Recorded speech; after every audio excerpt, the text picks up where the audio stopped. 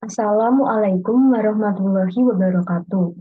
Perkenalkan, nama saya Indria Grahayu Nitias dengan NIM 2050805011111015 dari kelas B01 Ekotoksikologi.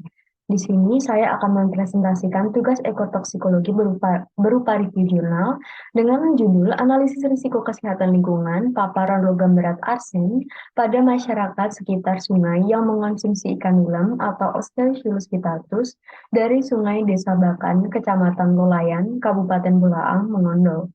Jurnal ini ditulis oleh Liono et al. Pada tahun 2022.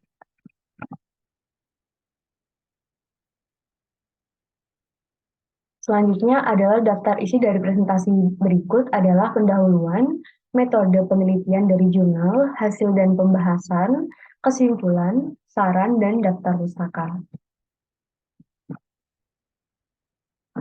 Yang pertama adalah pendahuluan, di mana Indonesia merupakan negara industri tambang emas nomor 6 di dunia. Industri tambang membawa bahan-bahan berbahaya seperti arsen, timbel, merkuri, kadmium, dan logam berat lainnya. Logam berat dapat berbahaya bagi lingkungan karena bersifat mencemari lingkungan dan dapat berbahaya juga bagi kesehatan. Nah, arsen sendiri merupakan salah satu logam yang paling berbahaya, di mana arsen secara alami tersedia di tanah, air, dan udara. Sehubungan dengan meningkatnya industri tambang emas, konsentrasi arsen di lingkungan bertambah akibat emas yang membawa material arsen yang akan terpapar pada biota, di mana logam berat arsen ini mampu terakumulasi pada biota, dan kemudian manusia akan terkena efek negatif apabila mengonsumsi biota tersebut. Contohnya adalah konsumsi ikan nilen dari Sungai Desa Bakan, di mana peneliti ini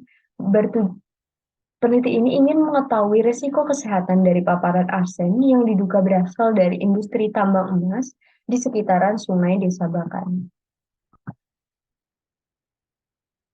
Selanjutnya adalah metode penelitian. Metode penelitian ini menggunakan analisis risiko kesehatan atau ARKL, yang mana peneliti ingin mengetahui tingkat risiko kesehatan yang mungkin dialami masyarakat setelah mengonsumsi ikan nilam yang diduga terpapar oleh logam arsen. Responden dari penelitian ini sebanyak 73 orang yang didapatkan dari Muslim Show dari 6.063 jiwa. Teknik pengambilan sampel yang dipilih adalah teknik purposive sampling yang diambil dari 3 titik penelitian. Kemudian analisis data dilakukan dengan metode AAS di Laboratorium FTIK Universitas Hasanuddin. Selanjutnya adalah hasil dan pembahasan, di mana yang kita tahu bahwa arsen merupakan logam berat yang bersifat karsinogenik dan non-karsinogenik. Dalam penelitian ini, efek non-karsinogenik yang dicari dari responden adalah paparan jangka pendek dan paparan jangka panjang yang disebut sebagai efek akut dan efek kronis. Di mana efek akut dari paparan arsen sendiri menyebabkan mual, muntah, ketidaknormalan detak jantung, dan lain sebagainya. Untuk efek kronis menyebabkan kerusakan organ tubuh seperti jantung, paru, neurologis, dan lain sebagainya. Selanjutnya adalah analisis dosis respon, di mana analisis dosis respon ini atau RFP dalam ketetapan sebesar 0,0003 mg per kilogram per hari yang akan digunakan sebagai nilai mutlak untuk menghitung intake atau asupan. Selanjutnya adalah analisis pajanan, di mana analisis pajanan yang dilakukan meliputi perhitungan konsentrasi arsen ikan nilam di Sungai Desa Bakan, laju asupan atau banyaknya konsumsi ikan nilam per harinya, frekuensi pajanan, durasi pajanan, berat badan responden, periode waktu atau nilai TAVG, dan nilai intake atau asupan.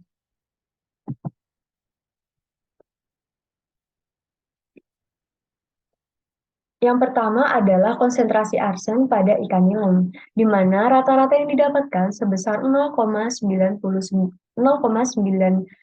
miligram per kilogram dengan rincian nilai tertinggi yaitu 2,28 miligram per kilogram dan nilai terendahnya pada 0,20 miligram per kilogram. Rata-rata konsentrasi arsen ini digunakan sebagai nilai C yang nantinya akan digunakan untuk menghitung risiko kesehatan. Selanjutnya adalah laju asupan, di mana laju asupan ikan nilem terendah pada penelitian ini sebesar 30 gram per harinya dan tertinggi pada 160 gram per harinya.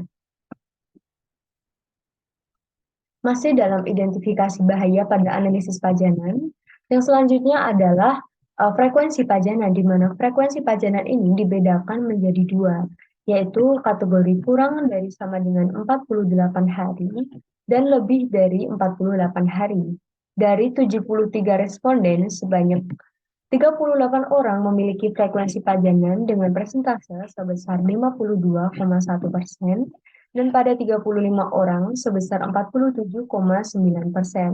Nilai ini didapatkan dengan menghitung frekuensi konsumsi dalam 1 bulan dikali dengan 12 bulan atau bulan dalam 1 tahun. Durasi pajanan yang digunakan adalah lifetime atau waktu proyeksi efek non-karsinogenik dari paparan arsen pada 30 tahun yang akan datang. Selanjutnya adalah berat badan responden, di mana rata-rata berat badan responden pada penelitian ini adalah 55,88 kg, dengan berat terendah yaitu 15 kg dan berat tertinggi dari responden yaitu 87 kg. Selanjutnya adalah nilai TAVG atau periode waktu rata-rata. Periode waktu rata-rata atau nilai TAVG untuk zat non-karsinogenik pada penelitian ini adalah sebesar 10.950 hari yang dihitung dari durasi pajanan dikali dengan banyak hari dalam 1 tahun atau sebanyak 365 hari dan didapatkan hasil yang digunakan sebagai nilai TAVG.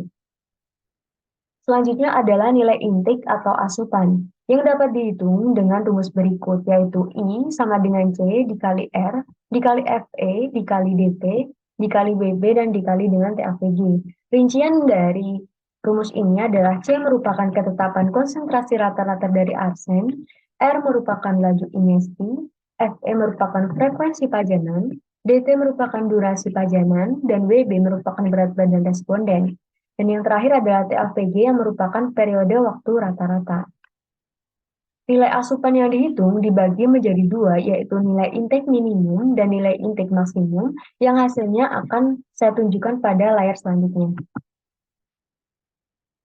Berikut merupakan perhitungan dari nilai intake atau asupan maksimum dan intake minimum, di mana dalam layar tertera perhitungan yang membedakan adalah laju injeksi, frekuensi pajanan, dan berat badan dari responden.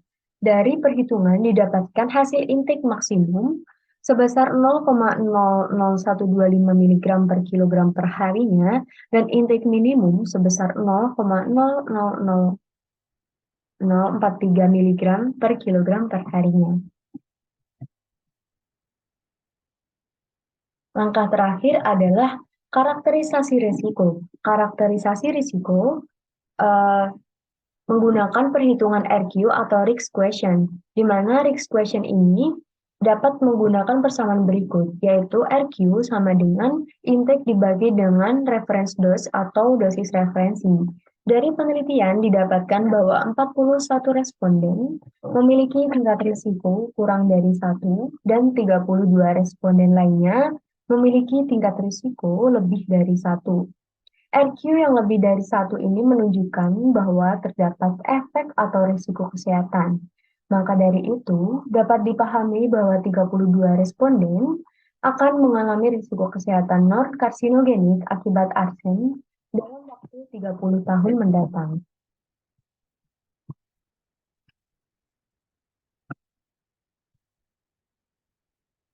Yang selanjutnya adalah kesimpulan dari penelitian ini, di mana konsentrasi arsen rata-rata pada ikan nilem di Sungai Desa Bakan adalah 0,9 mg per kilogram, dengan konsentrasi terendah adalah 0,20 mg per kilogram, dan konsentrasi tertinggi pada 2,28 mg per kilogramnya. Selanjutnya adalah nilai intake atau asupan non-karsinogenik arsen masyarakat yang mengonsumsi ikan nilem dari Sungai Desa Bakan yang terendah adalah 0,000043 mg per kilogram per harinya dan yang tertinggi pada 0,00125 mg per kilogram per harinya.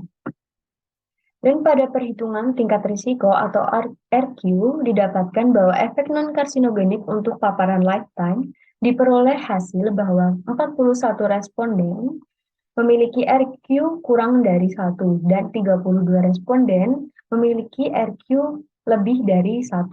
Sehingga dapat diketahui bahwa 32 responden beresiko mengalami efek non-karsinogenik akibat konsumsi ikan nilem yang mengandung arsen selama 30 tahun yang akan datang.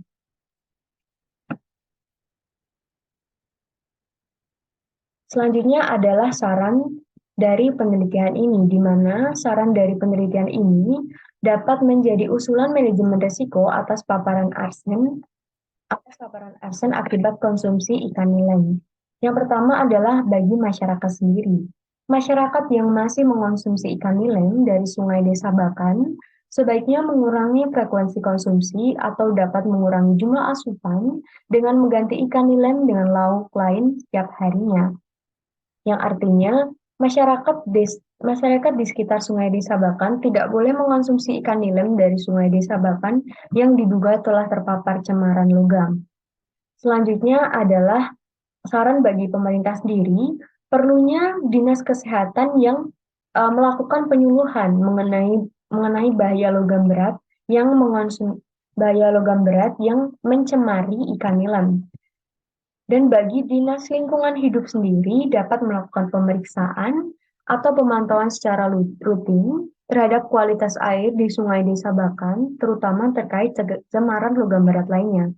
Cemaran logam berat, karena yang diketahui sendiri bahwa daerah sekitar Sungai Desa Bakan merupakan daerah industri tambang emas yang akan meningkatkan risiko terpaparnya logam berat karena emas membawa material-material logam berat seperti arsen, timbal, dan yang lain sebagainya. Kemudian untuk saran bagi peneliti selanjutnya adalah penelitian dari Liono et al. Pada tahun 2022 ini dapat dipakai sebagai bahan referensi pembanding, serta untuk pertimbangan mengenai kadar arsen pada rambut dan darah masyarakat.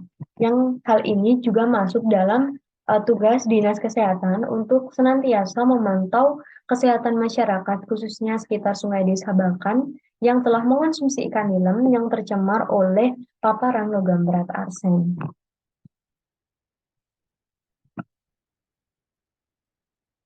Berikut merupakan referensi jurnal yang saya gunakan, yaitu jurnal ini ditulis oleh Liono Joseph Madusa pada tahun 2022 dengan judul Analisis Risiko Kesehatan Lingkungan Paparan Logam Berat Arsen pada Masyarakat Sekitar Sungai yang mengonsumsi ikan nilam atau disebut Osteichilus pittatus dari Sungai Desa Bakan, Kecamatan Lolayan, Kabupaten Bulaang, Mongondo. Jurnal ini masuk dalam jurnal Kesmas yang ditulis pada volume 11 nomor 2 dan dengan halaman 200 sampai 206. Berikut merupakan jurnalnya.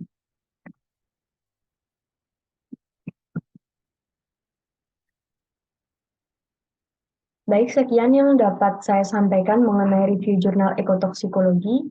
Bila ada kurangnya saya mohon maaf. Wassalamualaikum warahmatullahi wabarakatuh.